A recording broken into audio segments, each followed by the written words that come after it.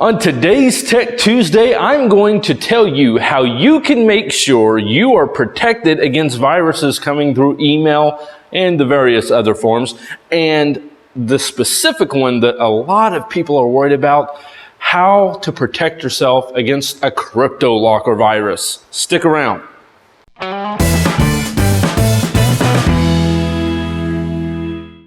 Make sure you subscribe to our channel. That way you can get all of our Tech Tuesday videos with all of the great insight we provide and just giving you tips on using the technology in your life. So I'm sure you've all heard of a CryptoLocker virus. If you haven't, what it is basically a virus that gets on your computer. It does things to every single one of your files to where you can't access them, and then wants you to contact the hacker through various means to pay them money, and then supposedly they will unlock the files. Now sometimes they legitimately do, sometimes they don't. There's really only one safeguard against this though, and that is to have backups of your files. That is the only way you are guaranteed to be able to get past this virus. They are very tricky viruses, they are very high-tech viruses, and very hard for any malware or antivirus software to crack or to break. Sometimes they can be stopped, but even then that gets a little dicey and a little tricky, even for the top of the line software. So having backups of these files, that's the most safest way to ensure you're protected and to make sure that those backups are current. Now you can do this either through a flash drive, depending on the size of the files and how many of them you have, or an external storage device, something that hooks in through USB that you can make copies of. If you're an advanced user, you know of other methods, but we won't get into all of that. So the next thing is how to prevent it from happening in the first place.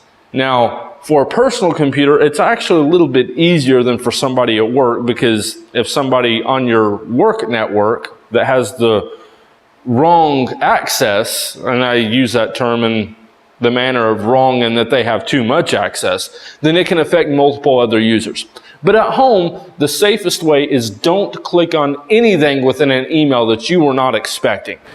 How do these viruses get on your computer to begin with? Through attachments to email is the most common way. Through links on websites. Typically when you click on something, it runs the virus executable, which installs the virus in the background, and you don't know about it until it's too late.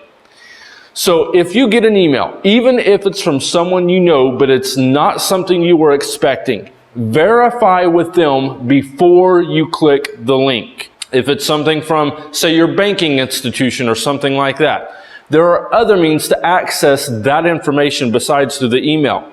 If it's telling you about something with your account, don't call any phone numbers listed in the email. Instead, look up through a Google search or something like that, the phone book, the phone number to that institution that you're needing to call, or call the friend who sent it, whoever it came from. Verify the information totally independent of what's in the emails. It could be a scammer. They might provide a phone number for you to call, a link for you to click on, any various means. They may have somebody waiting in a live chat on the other end simply to try to trick you. Those are the most typical ways that these viruses get on your computer. And like I said, a backup of your files. Don't click on anything in emails you weren't expecting. That's the surest way to make sure you stay protected.